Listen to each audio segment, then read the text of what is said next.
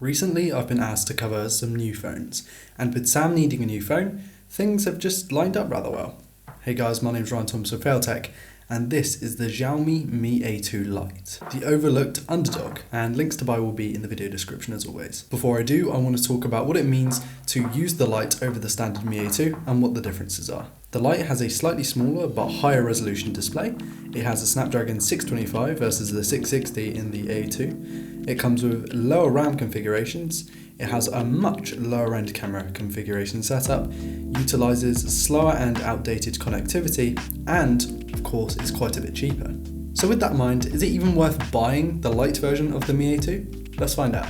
Let's start by talking about the exterior of the device. It makes use of the very 2018 notch, which is pretty small and actually very angled compared to the iPhone X. Has a pretty small chin, but a chin nonetheless. Both of these things can make the phone feel more premium than the price tag would otherwise suggest.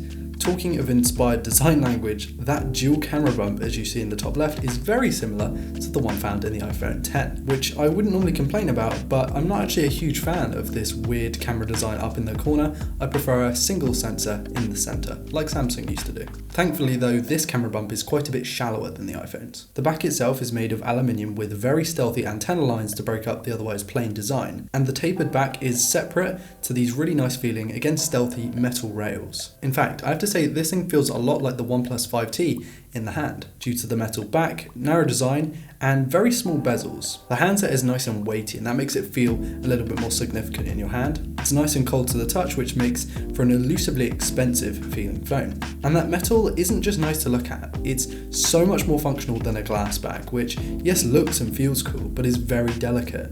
The shell feels solid and could take a little bit of use and abuse. And if you want to keep things immaculate, you even get a decent smoked clear case in the box along with the micro USB cable. Talking of micro USB, you get that port at the bottom and the headphone jack is at the top. I'm not fussed that it's not Type-C, but it would have been nice to see it here. The decent fingerprint scanner on the back isn't bad at all. It can struggle sometimes, but is a lot better than those found on used phones of this price. Its placement is excellent, but one thing I had to note is it's very shallow and kind of hard to feel out the first few times you use it. Sounds really odd, but it's definitely something you notice more in person. Although when you put the plastic case on, it has this little groove so it's a lot easier to feel out the back. It's just another benefit for putting a case on the phone. Extra exterior features of the Mi A2 Lite have to be the IR blast up top, a really useful addition by the way, minimal Mi and Android One branding on the back, dual SIM and micro SD slot. Callum Morgan and I were super impressed with this. And the volume rocker and power button are on the same side. I personally really love this, and in the configuration that it's in, it's almost perfect. The only thing I'd change is it would have been nice to have that rocker two separate buttons. But other than that, I love having them on the same side and with the power button below the volume buttons. The bottom of display mounted notification LED is so small that I didn't really notice it the first few days of use, but when you see it, it's just super useful. And when you get used to it, it can make for a really interesting experience because I'm used to having it at the top. Talking of the exterior, that display up front is rather impressive for such a budget device.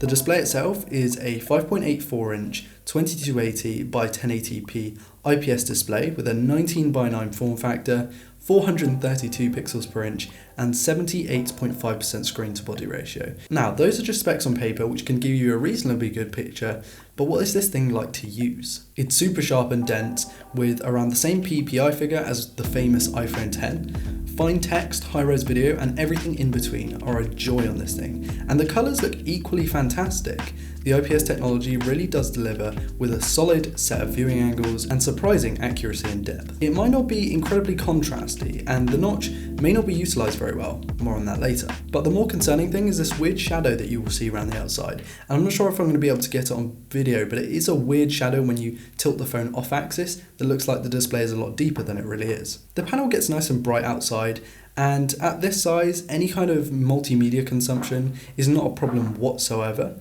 Whether you're browsing through social media, setting alarms, typing up notes, using the camera, or just playing games, the screen will not disappoint and is a real unique selling point. But that notch can't be that bad, right? Usually I'd agree, I don't actually mind the notch, but the utilization and optimization in this software is really poor. Apps like Netflix and YouTube will not fill the screen, even if you wanted them to, and while some people like this and will find it a positive, I actually find it quite satisfying when an app fills the display including the notch. Personal gripe, but I wanted to mention it. The speaker is surprisingly okay, it's really not bad. It can be a bit tinny, but it's definitely clear enough for a bottom firing unit and really doesn't disappoint in watching the odd YouTube video. Although the headphone jack is there and that is nice to have as well. Moving on to that camera setup on the back, it's quite an interesting layout. It's a dual camera with a 12 megapixel f2.2 standard setup and a 5 megapixel f2.2 depth sensor, which you won't really be using. You get EIS and not OIS, which is something that the first gen Pixel had, and it shoots 1080p video at 30 frames per second, so no UHD and no slow-mo here. Features include portrait and this really weird short 10-second video thing, of course no slow motion, and it's all encompassed in this minimal yet bland camera app whose settings and features are limited, but stellar usability just because there aren't too many buttons to press. When it comes to photos and videos captured, colours look good, pretty good at reproducing real life. The photos can be a little soft when really pixel peeping, but other than that it's really not too bad.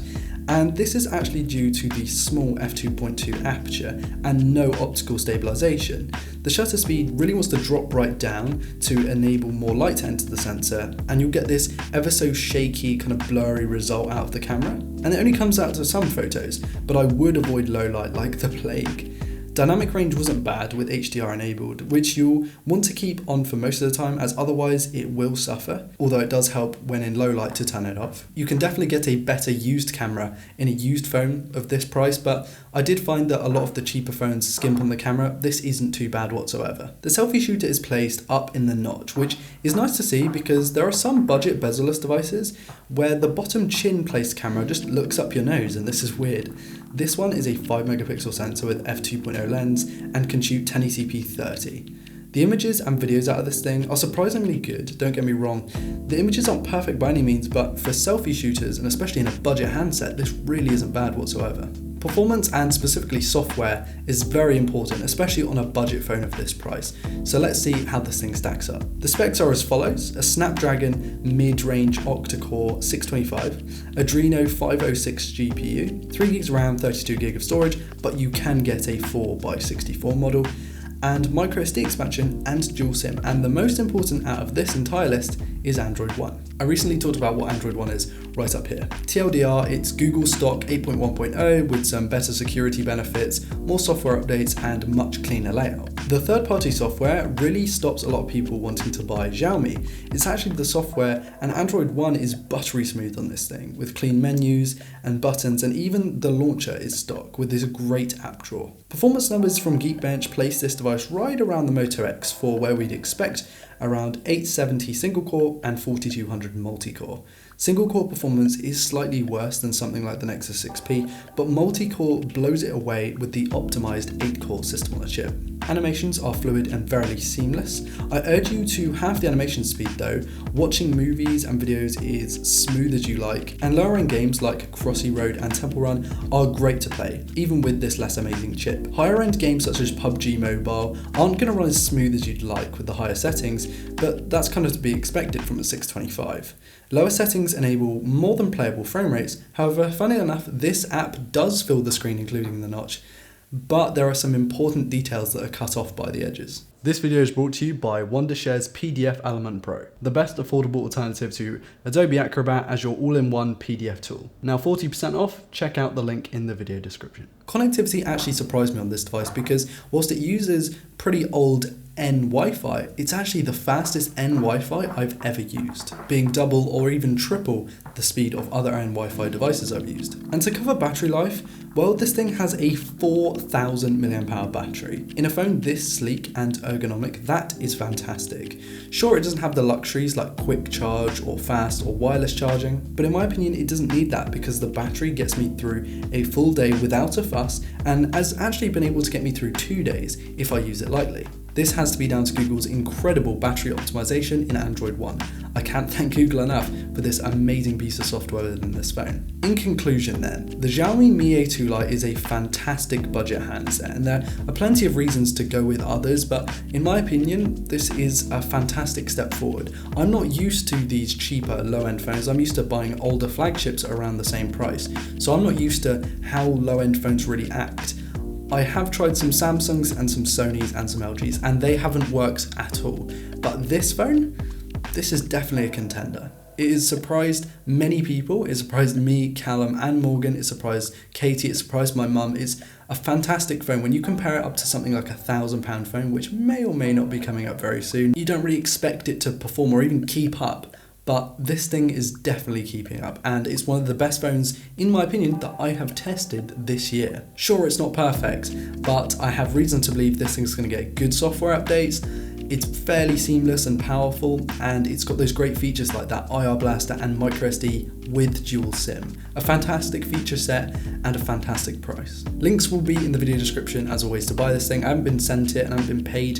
This isn't a sponsored video, but if you guys use my GearBest link, then it helps me out a little bit. And that's been it from me. Please do like, dislike, comment, subscribe if you're new around here to never miss a video like this one. I really hope you've enjoyed this one. It's been slightly different to create, and it was definitely a fun one to make. Please do follow my social media because it really does help me out, and also follow the Discord because that's awesome. I want to give a massive shout out to my patrons for your amazing continued support. Mine has been Ryan Thompson with Failtech, and I'll see you in the next video.